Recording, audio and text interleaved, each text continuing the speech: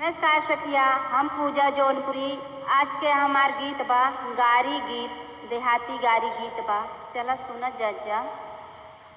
लंबा लंबा केला के पाती बासमती का चावल जी, लंबा लंबा केला के पाती बासमती का चावल जी। एक कौ चावल छोड़बे समधी तोहरे करबन सबंधी जी। एक कौ चावल छोड़बे समधी तोहरे करबन सबंधी जी। घरवा जइबा माई बहिनिया पूछिए कहाँ भयन सबंधी जी।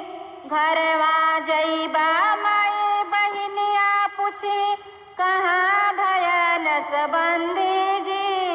जौनपुर में एक चावल छोड़ ले वही भयन सबंधी जी। जौनपुर में एक चावल छोड़ ले वही भयन सबंधी जी। लंबा लंबा केला के पाती बासमती का चावल जी। लंबा लंबा केला के पाती बासमती का चावल जी। एक कौ चावल छोड़बे दुल्हा तोहरे करबन सबंधी जी। एक कौ चावल छोड़बे दुल्हा तोहरे करबन सबंधी जी। घरवा जइबा माई बहिनिया पूछी कहाँ भयन सबंधी जी। जौनपुर में एक चावल छोड़ ले वही भयन सबंधी जी। जौनपुर में एक चावल छोड़ ले वही भयन सबंधी जी।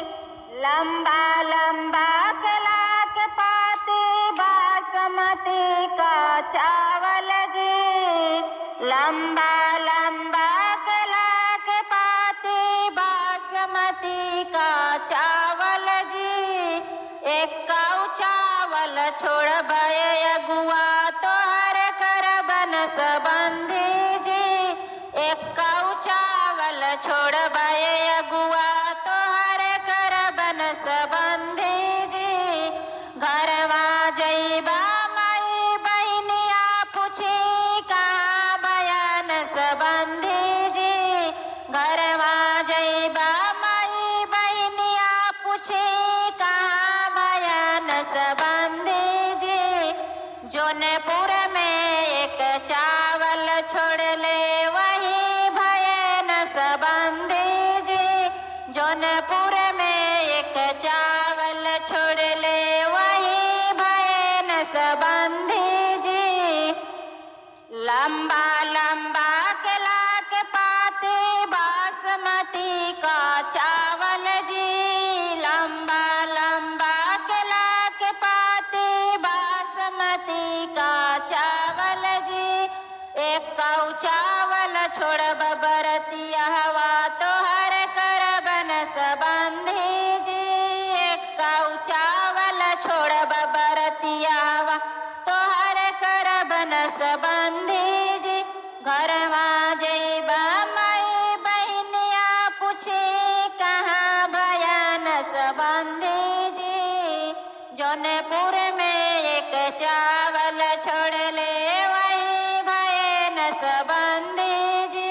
जौनपुर में एक चावल छोड़ ले वही भयन सबंधी जी। लंबा लंबा केला के पाती बासमती के चावल जी। लंबा लंबा केला के पाती बासमती का चावल